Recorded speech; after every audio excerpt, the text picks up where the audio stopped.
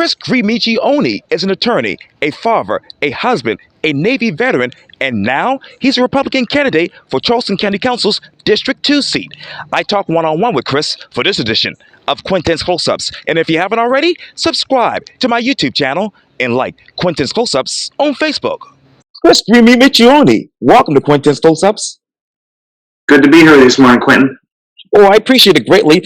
I know that obviously you are a father, a husband, you are a lawyer and a former prosecutor, and a third-generation combat deployed veteran and the founder of a service-disabled veteran-owned small business and a Republican candidate for Charleston County Council District 2. Who else are you these days? Who else am I? I'm juggling a lot of balls in the air, but I'm just trying to be the best dad, naval officer, partner to my wife in the law firm, and then, of course, candidate for District 2 that I can be. And speaking of District 2, how long have you actually lived in the district?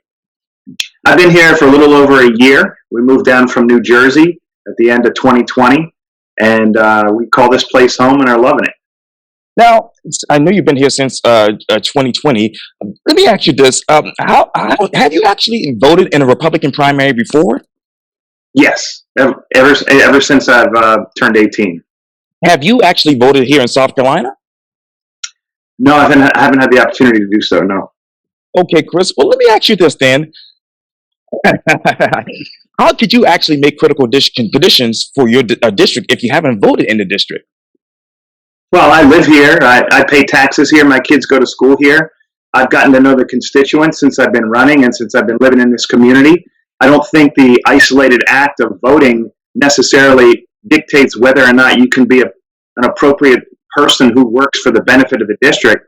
I think me getting out there and knowing these folks and communicating with them and meeting them eye to eye is all the difference. I think at the end of the day, they want a representative who can speak and take official action or on their behalf to their betterment and interest, and I think I'm a good candidate for that.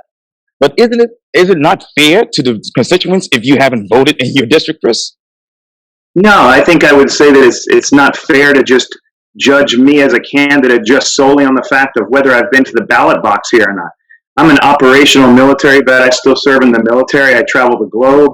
I run a bi-state law office. I'm a dad. I coach sports. But the fact is, I live here. I've called this place home since we bought this house. And I spend time in these communities, in these storefronts, just like everyone else here. Now, when did you actually buy your house there in your district?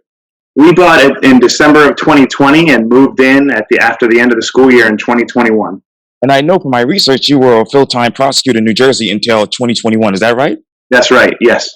And do you still have a law firm in New Jersey that you're currently operating? Yes, we run an office up in Parsippany and then one down on King Street. Yes, sir. When did you open that location on King Street? We've had it, I think off the top of my head, around 8 months or so. Okay. That's good. So tell me this, Chris, how did your relationship begin with the constituents of District 2? I'm not sure I understand the question. How did your relationship begin with the constituents of District 2? How is it? I mean, it began with my moving here and being a member of this community and then ultimately declaring for this race. When exactly did you want to be the next, councilman for this particular district? I made that decision back when I filed of this past year, March, at the filing deadline. And speaking of filing, let me talk to you. Where exactly is your campaign money coming from, Chris? A host of donors, friends, family, constituents, people here, people that I've worked with, people in the armed forces that I've served with. Any from New Jersey? Of course, yeah. Okay. What has been the most important thing that has changed in District 2 over the past 4 years?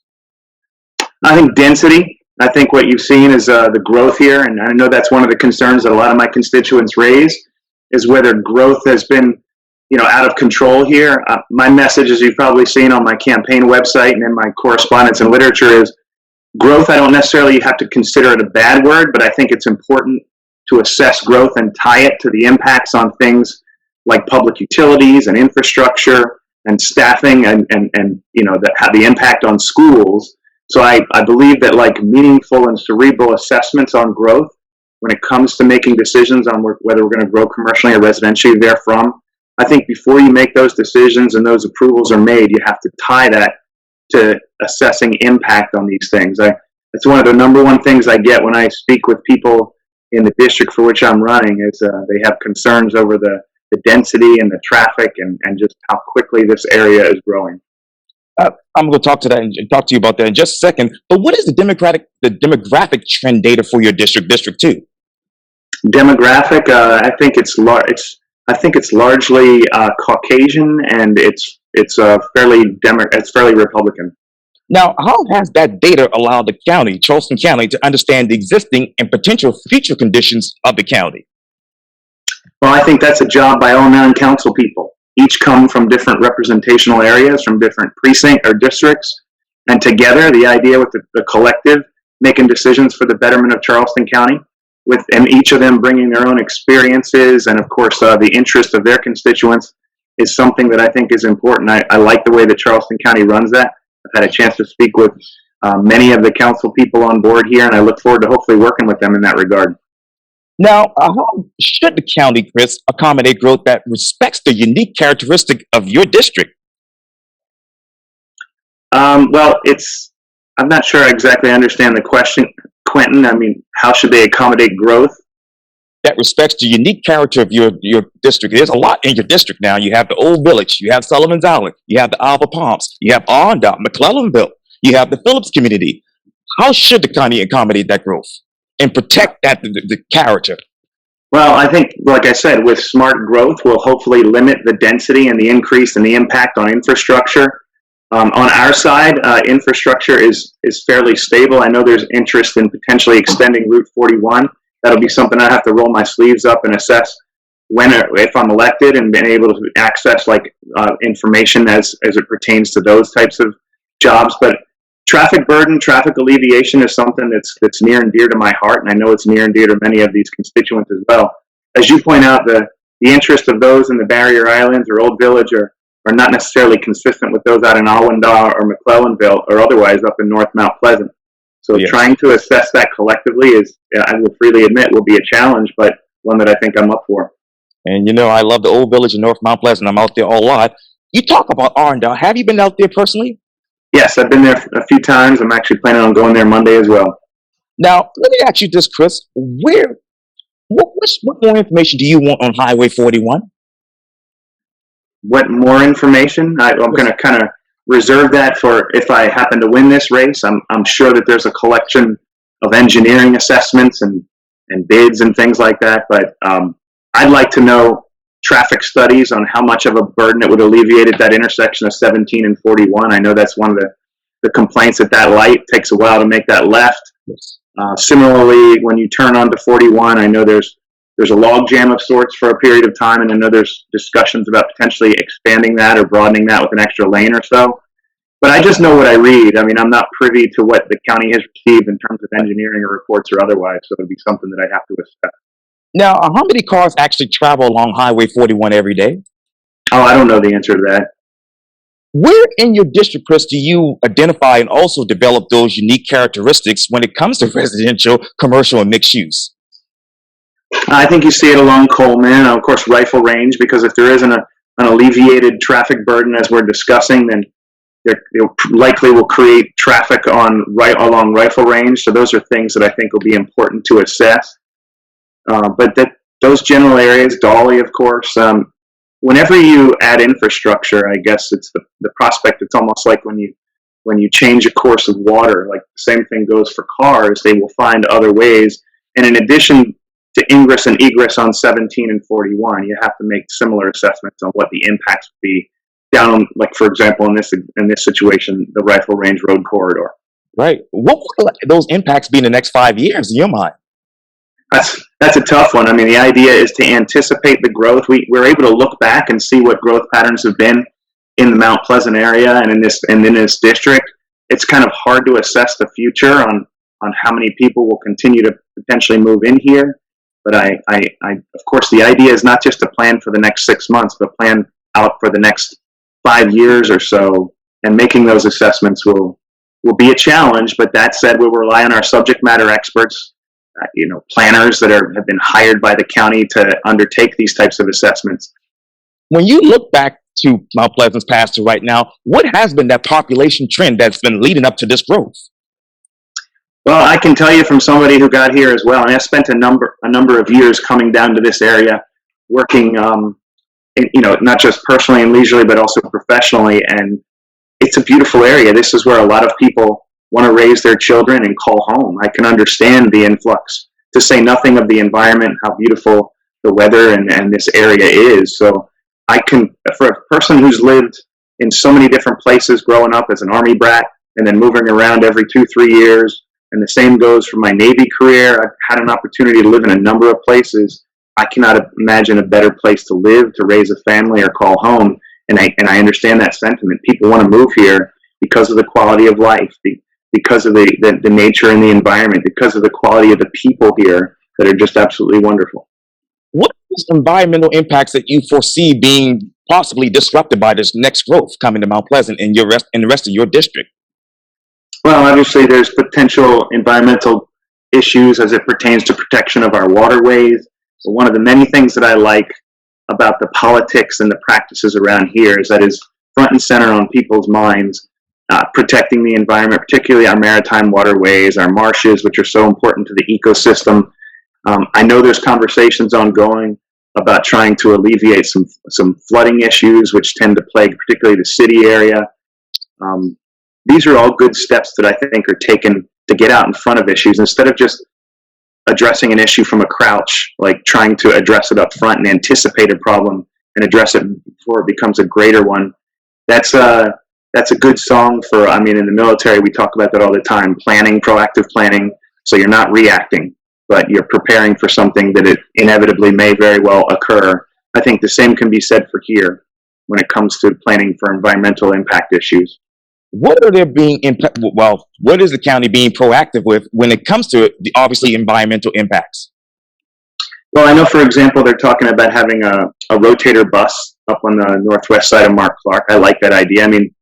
Besides the obvious of potentially alleviating traffic burden, having cars and more density on the road up there, it's a great resource for people that are going to transit to commercial and residential spaces. Great resources for people going to school up there.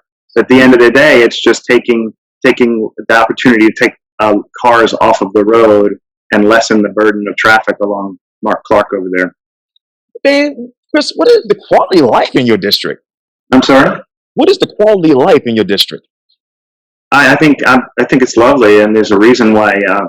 For example, I chose to live here. My family chose to live here.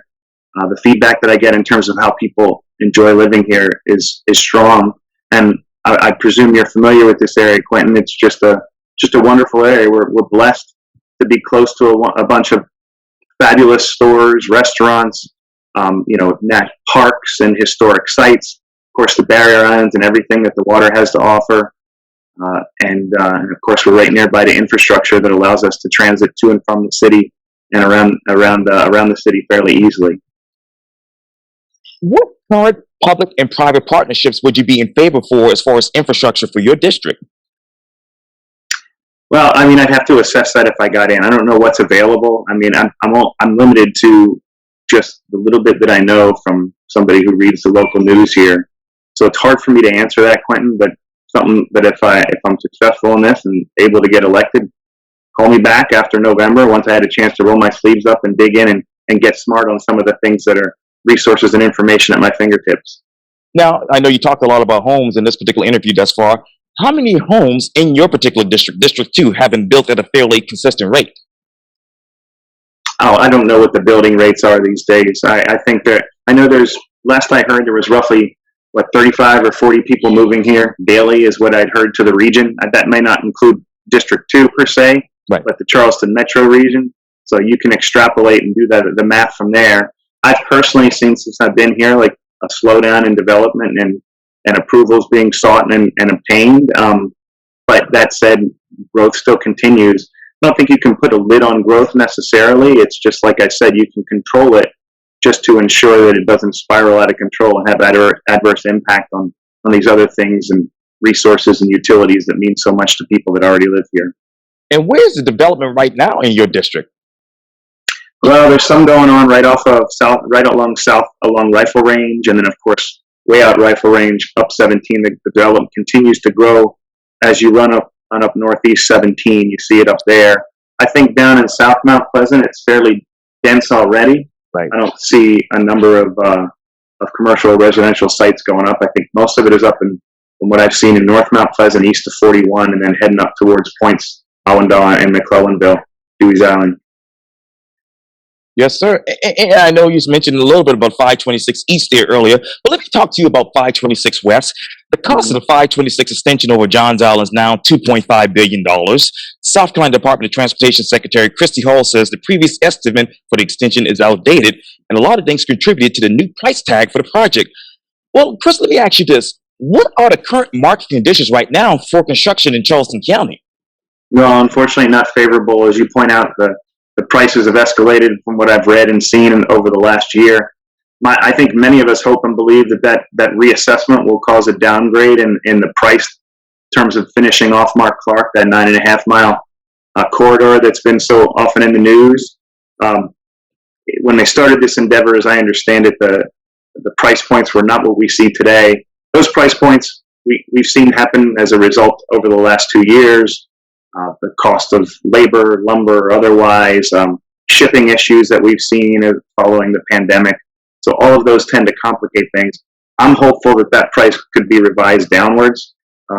Again, I only know what I've kind of had an opportunity to read and review as a citizen here, but I'm hopeful that perhaps there's an opportunity for the state to consider greater contribution, and if not the state, maybe the Port Authority, who would equally appreciate an alleviation of traffic density on that expressway.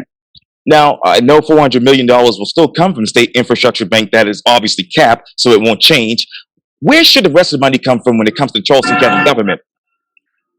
It's a difficult question. I mean, I know on one hand, this extension is not going to get any cheaper, but I do believe that citizens rely on government for a certain narrow number of reasons, one of which is to alleviate movement, to expedite movement in and around places where they live, work, and spend time.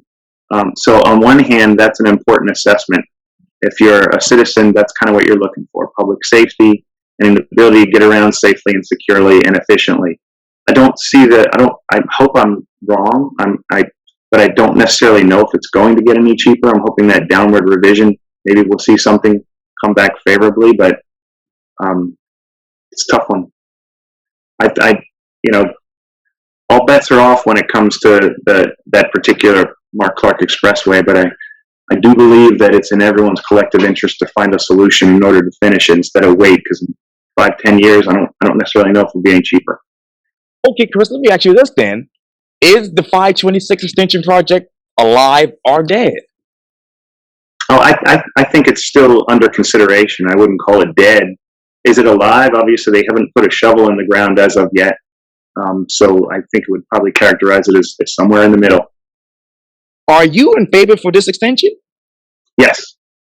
Okay. I just think we should explore whether the cost can be revised. But I think in the long run, it's in everyone's collective interest to try to alleviate that traffic burden on that side of the city.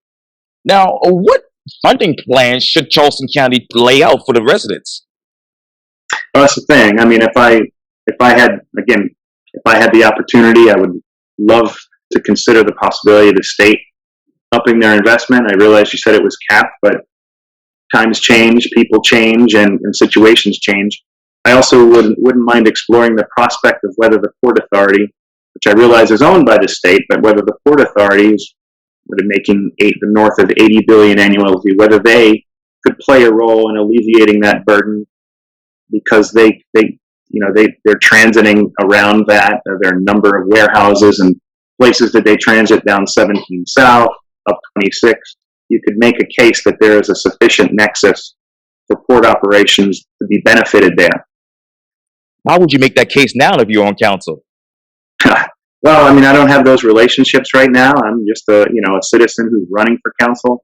My hope is with the ability to make those relationships and with a collective interest, which I think all council people and citizens can agree that we want to try to find creative ways to defray the costs so it isn't laid at the foot of taxpayers in the county. Every conversation that we can ought to be undertaken. And I know this is a redundant question too, Chris, but what inflation costs do you actually anticipate with this project? I'm sorry. What inflation costs do you anticipate with this particular project? It's probably a redundant question, but I don't know. I mean, I couldn't answer that specifically. I mean, we're in an inflationary period as it stands. right. Hopefully, that is curtailed soon, which is why I was saying earlier, maybe it could be downward revised. But in terms of how long this inflationary period is going to last, I think we all can agree, regardless of your party affiliation or otherwise, that we really, really hope this ends quickly. But I can't read those tea leaves. What preliminary work do you want to happen before this particular project is actually shovel ready? What kind of work would I like to happen? Yes, sir. Well, I think if I had an opportunity to get in there and assess what some of the projects are, and of course speak with my prospective colleagues on council, and most importantly the experts, the full-time employees that do this type of work in and out, architects, engineers, or otherwise, traffic impacts, people that are experts in that regard, consultants. I think the Mark Clark is one thing that we should continue to focus on. Hopefully, if we can, seek a revision of price in some form or fashion. But I like the idea of assessing the low-hanging fruit elsewhere in the county. Is there other projects that might be more linear, obviously way less expensive, and have a more direct impact on alleviating traffic burdens? Can we assess those? Can we get those shovel ready? Can we get those moving forward? I like the idea of, instead of just, you want to make an effective plan in decisions and movements, but I like the idea of, once you've got the plan, instead of just talking about it, success lies in the appropriate execution of it. So let's get that done. Okay. Would you be in favor of more flyovers and traffic circles in that area? Flyovers and traffic circles. Again, if that would help kind of with the flow of traffic, to help people efficiently move in and around the areas in which they're transiting, yes. But I'm not privy. I don't have expertise in that area, so I couldn't tell you if that would be successful or not. And going back to obviously earlier when I asked, let me ask you this, Chris. What are the real estate costs for the alignment for this particular project? I don't know the answer to that off the top of my head. I mean, I know what the Mark Clark assessment is. We talked about that, the 1.4 billion. But in terms of these others, I don't know those off the top of my head. And what are the real estate costs in your particular district right now? My district is fairly expensive. When we bought, I thought it was fairly expensive. And I tell you, if I was trying to buy today, I would not probably be able to live in the area where I live. Oddly enough, real estate tends, I know things have slowed down lately, but it tends to continue to rise at a precipitous rate. My hope and belief is, and I'm no expert in real estate, but I believe that this area is fairly immune to swing like we saw back in 2008. And I think that's largely because banks have done a better job at assessing, mortgage decisions and making it not as risky. But it's, I feel like the property values are rising here, but I also think there may be a small correction, especially as interest rates rise, maybe post-COVID. But I don't think that correction is going to be anything where the ceiling, or the bottom drops out on any owners or property or people that own property around here. Right. And what were those property values prior to COVID in your district? Well, it's hard to say that. I mean, there's so many different types of property. I really couldn't even begin to answer that. I mean, there's thousands of residences down here, but suffice it to say that they were cheaper, I think, pre-COVID. And then what I think, once COVID hit, people were able to see, hey, in many cases I can perform work and do so from the comfort of my home, or do it remotely or virtually or telecommute or otherwise. And people decided, along with the traditional difficulties of COVID, that they were going to make certain lifestyle changes. And that's why I think people come here, because this is just a wonderful place to live and spend time and work. Yes, indeed. Let me ask you this, Chris. How should the county better follow parcel boundaries and geographic features consistent with this boundary? I'm sorry, say it again one more time. I didn't understand your question. Yes, sir. When it comes to urban growth boundary, how should the county better follow parcel boundaries and geographic features consistent with this boundary? I'm not sure I understand the question, but I mean, I subscribe to essentially a free market economy. While these prices are expensive, I do believe in an element of affordable housing is effective for any community.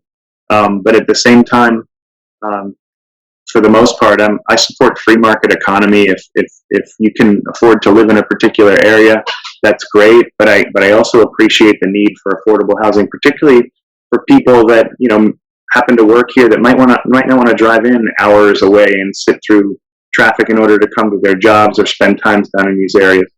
So there's a balance there. I couldn't tell you in this brief Zoom that we're doing what that balance would be, but I know that's an interest and a conversation that many on the council are having. And that brings me to my next question. What particular, when it comes to affordable housing, where exactly could that be in your district right now? That's a good question. My district is fairly dense. There may be opportunities for it up north Mount Pleasant and east of 41 up 17. But in terms of specific areas, I don't know the answer to that. I'm just not privy to that right now. It's one of these things that I would learn and I'm presumed would be given a crash course on if elected as a county council here. Yes, sir. And let me turn back over to obviously the Barrier Islands. As you Mm-hmm. know, the big topic right now on Sullivan's Island is the maritime forest. It has been a marvel of nature, according to Brian Hicks with the Post and Courier. And he also wrote that it's an eyesore to others who say the forests block their ocean views. What should be the county's roadmap to the future for that particular forest?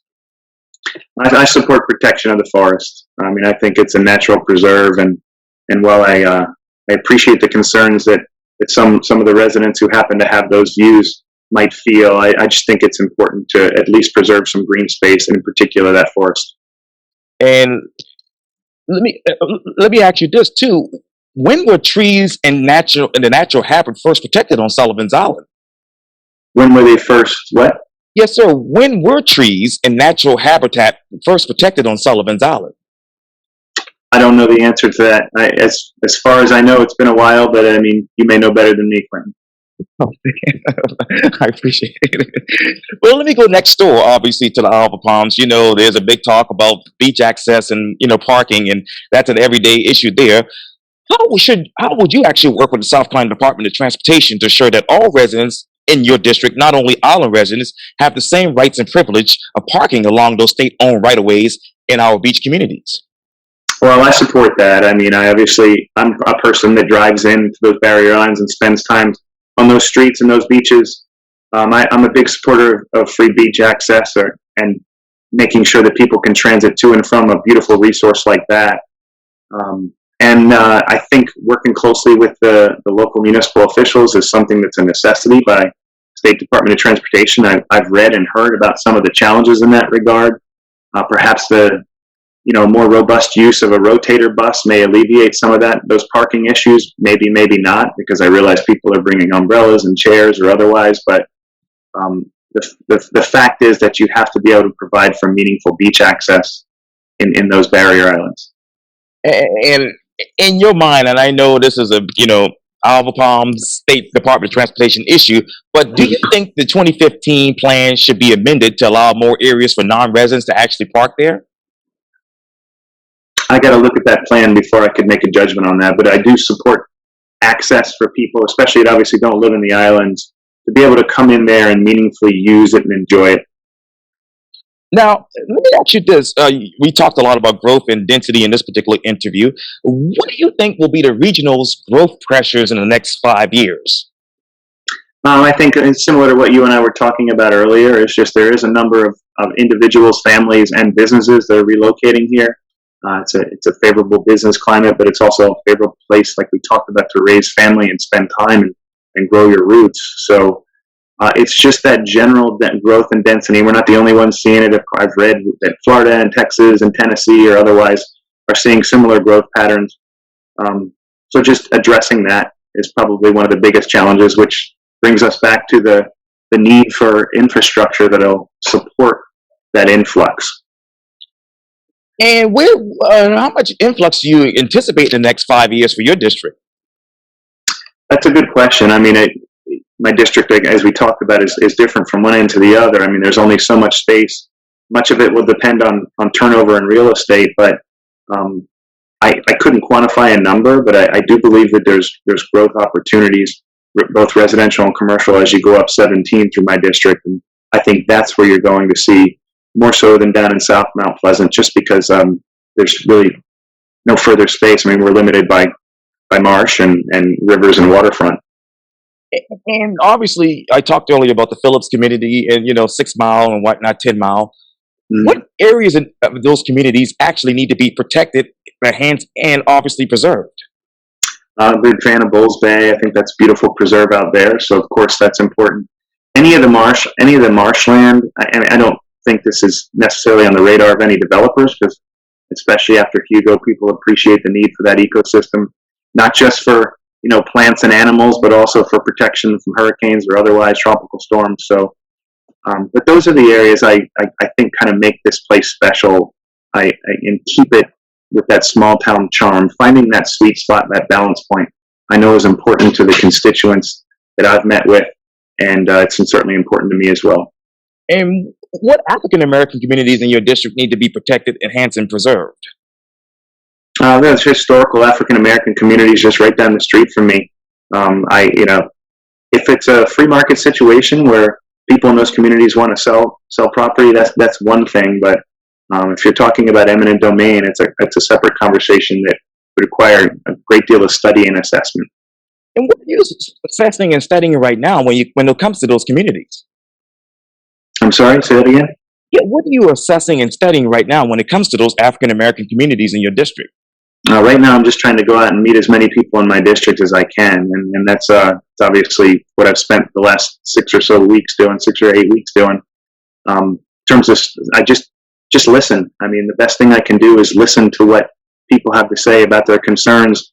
Most of them, so far, as I've kind of alluded to, involve growth and getting around, having them be able to get around meaningfully. So that's what I've focused on. And when you're listening to these people, what exactly are they saying about protecting their communities? Well, protecting from growth. Law and public safety is always a concern by everyone. I mean, I feel very proud that we live in a fairly safe district and environment here. The police department does a very effective job here. Outstanding leadership there. But I know from my past career in law enforcement that that's something that people tend not to focus on until the roof's blowing off. So you have to meaningfully, foster good law enforcement, public safety situations and efforts, and of course relations with the community as well. So what most people focus on is, can you ensure my safety? Can you ensure that my kids can get around and play here and bike here safely? Can you help with alleviating some of these burdens and trying to transit around where we live now, controlling the growth, that type of thing. And Quintin, I'm going to tell you, I got about 2 or 3 more minutes, and then I actually got to head to a basketball game. I'm sorry. So, no worries. And one last question for you, Chris: what should be the future of the McClellanville Fire Department? That's a good question. I had an opportunity to meet with the the fire chief. He emailed me, and unfortunately, I missed the opportunity to meet with him. And we have arranged to do so again. I'm probably going to end up doing that by the end of this week. So I'd like to hear from them. It's a difficult question for me to answer, but I do know that they cover a great deal of territory and appear to be stretched fairly thin. So I'm going to reserve judgment until I get a chance to speak with the expert there, the chain of command in that fire department, who's been kind enough to reach out to me. So it's just a matter of scheduling time to meet with them. Well, I know you got to run, and I got to run to my next meeting as well. But thank you for your time here on Quintin's Close-Ups. I truly appreciate it. Sure, thank you. Good talking with you, and have a wonderful summer. Look forward to doing it again. Yes, sir. Likewise.